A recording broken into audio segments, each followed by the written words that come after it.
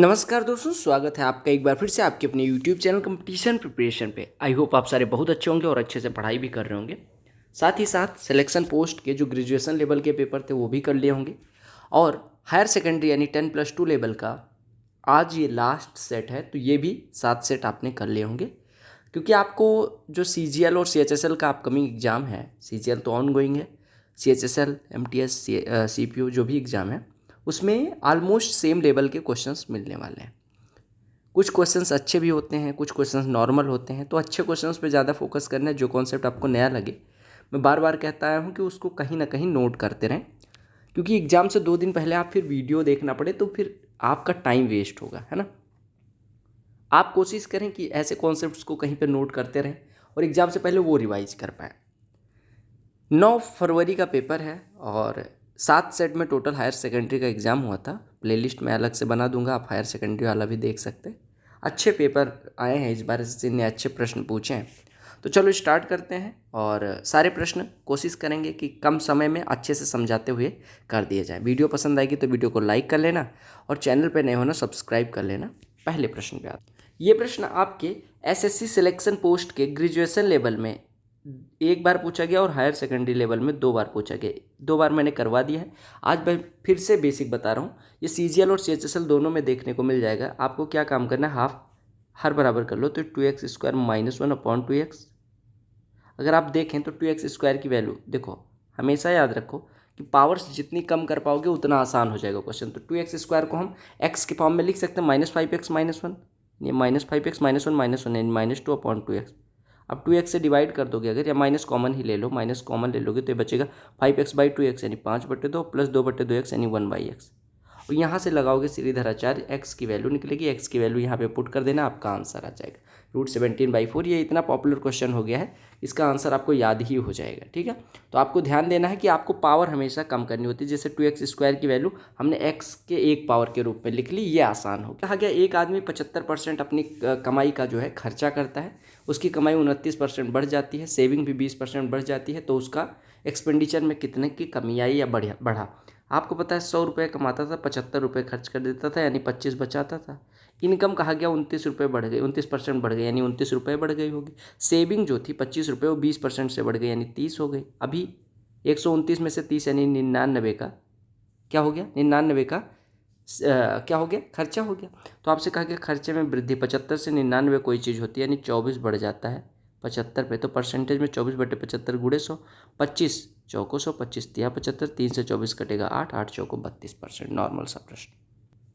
Divisibility वाले प्रश्न में मैंने आपको बताया कोई संख्या अगर 110 से कट रही है तो वो 11 से भी कटेगी और 10 से भी कटेगी। ठीक है, अब 11 से डिविजिबिलिटी रूल पहले नहीं लगाएंगे, पहले 10 से डिविजिबिलिटी रूल लगाएंगे।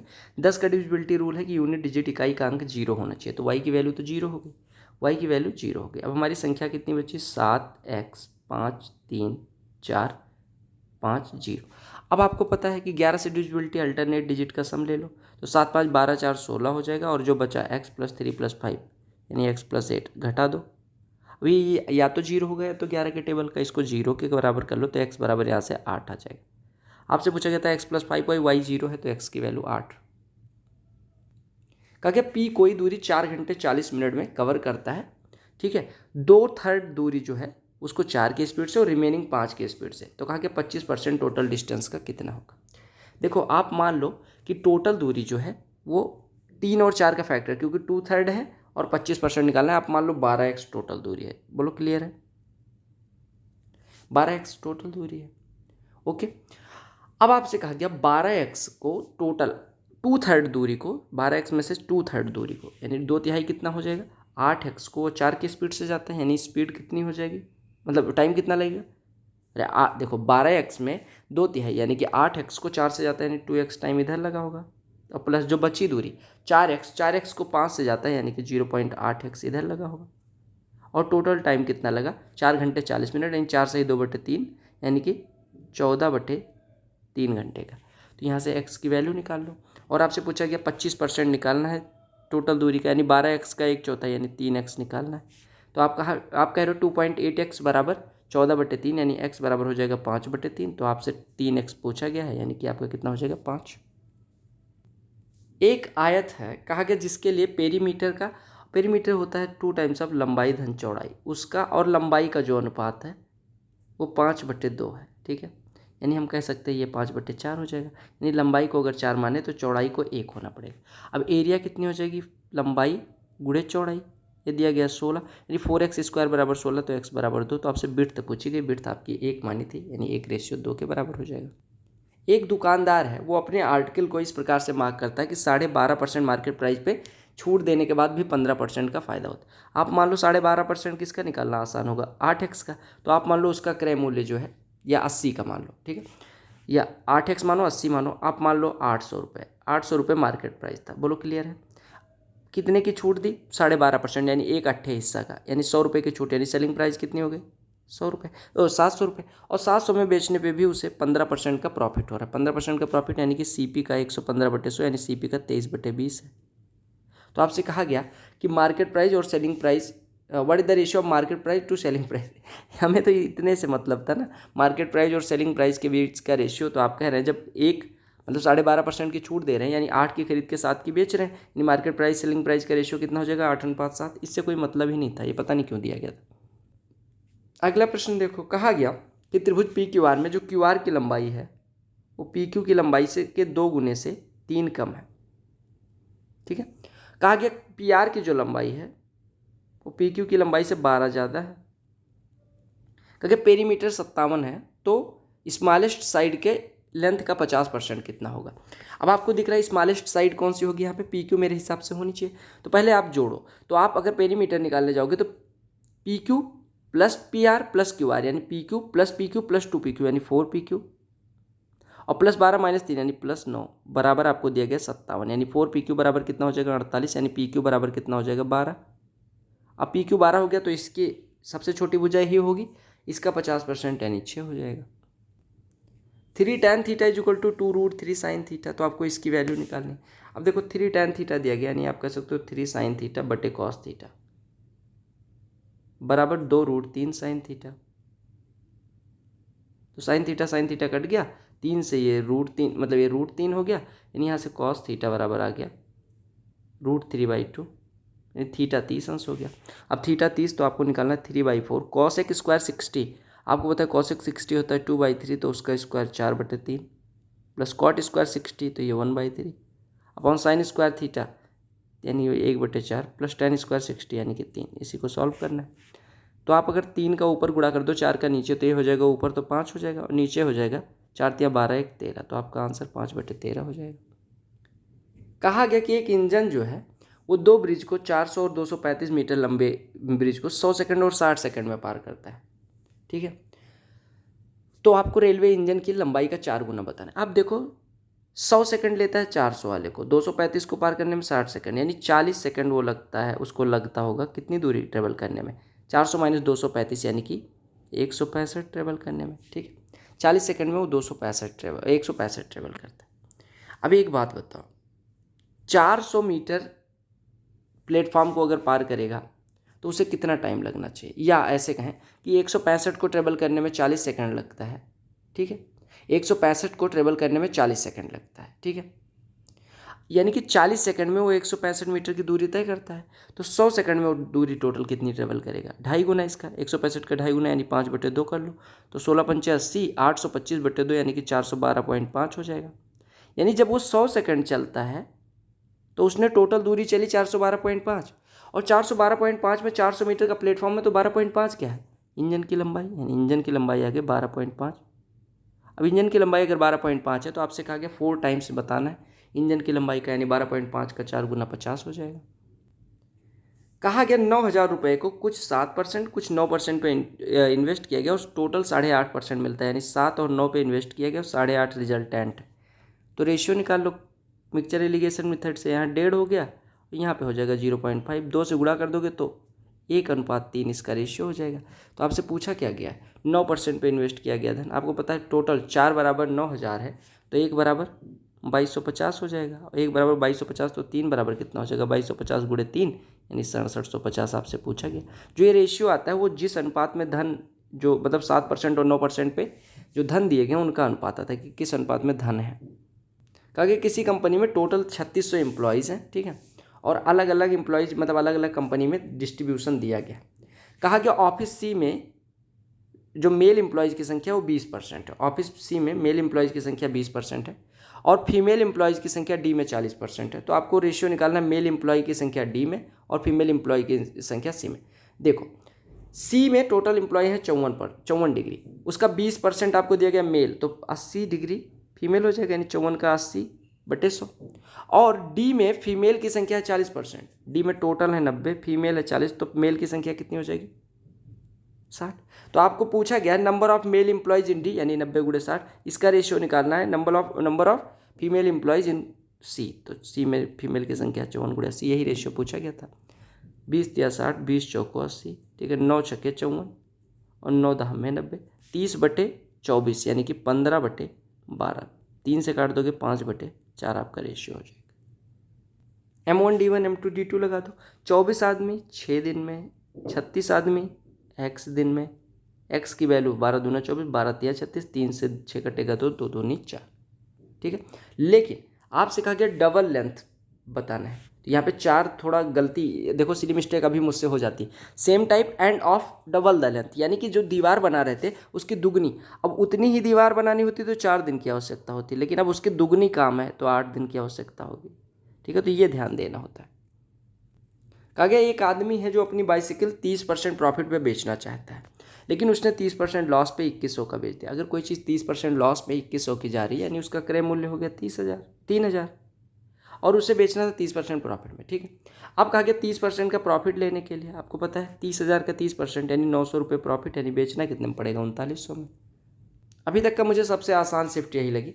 कहा गया P 16% अपने रेंट पे खर्च करता है, यानी रेंट पे 16% खर्च करता है, ग्रोसरी पे 18% खर्च करता है, बच्चों के एजुकेशन पे 12% खर्च करता है, और जो बचा 18, 12, 30 और 16 46 हो गया, यानी बचा 54%। 54 का 45% यानी इसका 45% अदर आइटम पे खर्च करता है, ठीक है। 54 का 45% कितना हो जाएगा 54 × 45/100। 15 से इसको काट दो 4 से, तो 4 से कट नहीं 2 से काटो 50, 2 से काटो 27, 50 किससे कटेगा 5 से 10 हो गया, 5 से 9 हो गया, 27 × 9 कितना होता है 343 मेरे हिसाब से। हाँ 243 और का 10 यानी 24.3% और खर्च कर देता है, यानी 24.3% वो खर्च करता है अदर पे, यानी टोटल उसका खर्चा कितना हो गया आप कहेंगे 46, 4, 50, 20, 70.3, यानी बच कितना रहा 29.7%, और 29.7% जो है वो 13,365 के बराबर है। तो ग्रॉसरी पे खर्चा यानी 18% पूछा गया है। 29.7% इतना है तो 18%, लगभग 30% मान लो। 30% अगर इतना है तो 3% कितना हो जाएगा 1336.5।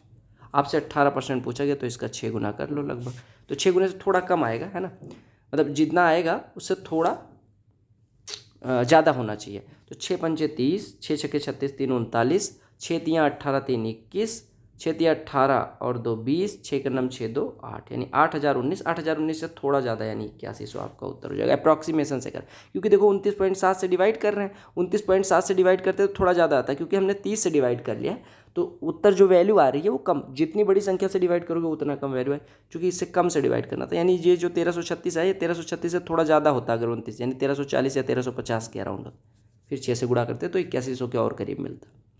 कहा गया कि जो x और y है उनकी आयु का अनुपात 4:7 है। 5 साल बाद कहा गया उनकी आयु का अनुपात 5:8, यानी कि रेशियो में 1 की बढ़ोतरी करने के लिए, देखो 1 की बढ़ोतरी हो रही है, वर्ष में 5 वर्ष की वृद्धि हो रही है, तो y की वर्तमान आयु बतानी। y की वर्तमान आयु कितनी है 7 रेशियो, यानी 1:5 तो 7:35। कोई एक त्रिभुज है बना लो, BC पे कोई बिंदु D है, ये मान लो A है, ये B है, ये C है, इस पे कोई बिंदु D है। जो ADB कोण है यानी ये वाला कोण वो DAC का 2 गुना है, यानी DAC को अगर थीटा माने तो ये 2 थीटा ऐसा कहा गया। और आपको दिया गया BAC जो कोण है ये पूरा कोण 70 है, B 46 है, तो ये वाला कितना हो जाएगा 180 में से 116 घटेगा यानी कि 64 डिग्री। अब आप एक चीज़ देखो ना, आपने कहा भैया एक बात बताओ, जो 2 थीटा है वो ADC का बाह्य कोण है, तो 2 थीटा बराबर हो जाएगा थीटा प्लस 64, यानी थीटा कितना आ जाएगा 64। तो आपसे वैल्यू किसकी पूछेगी, आपसे वैल्यू पूछेगी ADC की। ADC यानी ADC कितना हो जाएगा, तो आप कहेंगे ADC जो होगा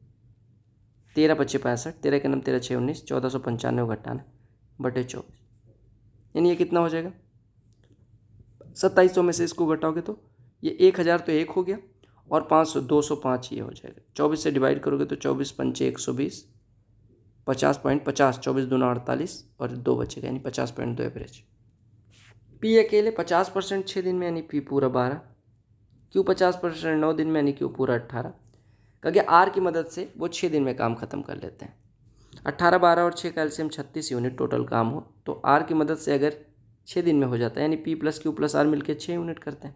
पी 12 दिन में 36 यानी 1 दिन में 3, क्यू 18 दिन में 36 1 दिन में 2, दोनों मिलके 5, आर के साथ 6 यानी आर 1 दिन में 1, तो आर 36 यूनिट 36 दिन में कर सकता है। कहा गया 1/4 पूछा गया यानी पूरा काम 36 दिन में तो 1/4 9 दिन में।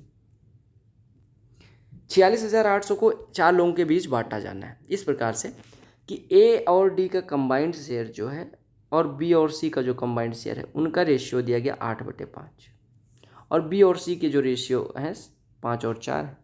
क्योंकि ए को अगर 18,400 मिलते हैं तो ए और बी के शेयर का रेशियो बता। देखो ए और डी और बी और सी को अगर मैं जोड़ूं तो पूरा आ जाएगा चारों, ये 13 रेशियो बराबर है इतना, यानी एक रेशियो कितना हो जाएगा 13 × 3 = 39, एक रेशियो बराबर हो जाएगा 3600, एक रेशियो 3600 हो गया। बोलो क्लियर, एक रेशियो 3600 हो गया तो 5 रेशियो कितना हो जाएगा 18,000, 5 रेशियो 18,000 और 18,000 में 5:4 के अनुपात में बी और सी का हिस्सा है यानी कि बी का हिस्सा कितना हो जाएगा 10,000। अब आप एक चीज़ और देखो, आपको पता है ए का रेशियो ए कितना पाता है 18,400, देखो ए कहा गया ये 18,400 पाता है तो बी का हिस्सा आया 10,000, ए का हिस्सा 18,400, तो आपसे पूछा गया ए और बी का कंबाइंड यानी 28,400। आपको निकालना है a cube plus b cube plus c cube plus 5। A cube plus b cube plus c cube का फॉर्मूला होता है 3abc यानी कि -120 प्लस अंडर रूट में plus a plus b plus c into a plus b plus c का whole square 1 -3 times of a b plus b c plus c यानी -3 into -22 यानी कि 66। ये हो गया इसकी वैल्यू और प्लस इसमें 5 जोड़ना है यानी 66 है 67 5 72, 72 में से 120 घटाना है, उत्तर कितना आ जाएगा। कहा गया कि 4 कॉन्जिक्यूटिव नंबर्स यानी 4 क्रमागत सम संख्याएं ए बी सी डी। पहली संख्या ए को मान लो ए को मान लो 2x, बी हो जाएगी 2x प्लस 2 या ए को 2x माइनस 2 मानो तो बी हो जाएगी 2x, सी हो जाएगी 2x प्लस 2 और डी हो जाएगी 2x प्लस 4 और सबका एवरेज अगर 33 है तो योग कितना हो जाएगा 132। योग ऐसे कैसे निकलेगा 2 2 4 2 8 2 16, 16x तो प्लस 4 देखो ओ सॉरी 2 चौको 8x और -2 प्लस 2 कट जाएगा प्लस 4 बराबर 132 यानी 8x बराबर कितना हो जाएगा 128 यानी x बराबर कितना हो जाएगा 16। अब आपको ये पता है ए है ये बी है ये सी है तो बी डी यानी बी गुणे डी यानी 32 गुणे डी की वैल्यू कितनी है 36 माइनस ए सी ए की वैल्यू कितनी है 2x माइनस 2 यानी कि 30 गुणे सी की वैल्यू कितनी है 2x प्लस 2 यानी कि 34। बस 32 गुणे 36, 36 दूना 72 और 36 ત્યાં 108 7 115, 30 गुणे 34, 3 चौको 12, 3 ત્યાં 9 1 10, 1152 में से 1020 घटाओगे तो कितना आएगा 132। आगे मॉड लिखा था इसका मतलब निगेटिव भी आती वैल्यू तो पॉजिटिव कर देना पड़ता। आई होप आपको सारे 25 प्रश्न बहुत ज़्यादा इजी लगे होंगे। ये इस वजह से क्योंकि आपने सारे ग्रेजुएशन लेवल के सेट कर लिए, ठीक है, हायर सेकेंडरी लेवल के सेट कर लिए यानी 10+2 लेवल के, और आपने इतने बार इस टाइप के क्वेश्चन पढ़े जैसे डिविजिबिलिटी बाई 72, परसेंटेज के, सिंप्लीफिकेशन के और बेसिक मेथड से आपने सारी चीज़ें पढ़ी हैं तो आपको कोई चीज़ कठिन लग ही नहीं सकती। तो यहाँ से एक चीज़ सिद्ध होता है कि अगर आपको बेसिक कॉन्सेप्ट्स पता है ना तो आपको कोई क्वेश्चन मैथ्स में ऐसा नहीं होगा जो नहीं होगा, ठीक है, कॉन्सेप्ट पता होने चाहिए। और अगर आपने उस टाइप की प्रैक्टिस करी होगी तो उससे कम टाइम में कोई मेथड आपको क्वेश्चन करवा नहीं सकती, ठीक है। तो आपको कोशिश करना है अपना बेस्ट देने की। All the very best for your all exams. आप ग्रेजुएशन लेवल इसकी प्लेलिस्ट में अलग से बनाए दे रहा हूँ, वो प्लेलिस्ट ये सब चार्ट जाओ, चाहे CGL देने जा रहे हो, चाहे CHSL देने जा रहे हो, चाहे CPO देने जा रहे हो, चाहे MTS, ठीक है। और चैनल पे बहुत यूजफुल कंटेंट ऑलरेडी पड़ा हुआ है, आप वो देखते रहें। स्टार बैच की अरिथमेटिक शुरू करने वाला हूँ मैं, तो तब तक के लिए bye bye, take care, all the very best for your all exams. वंदे मातरम।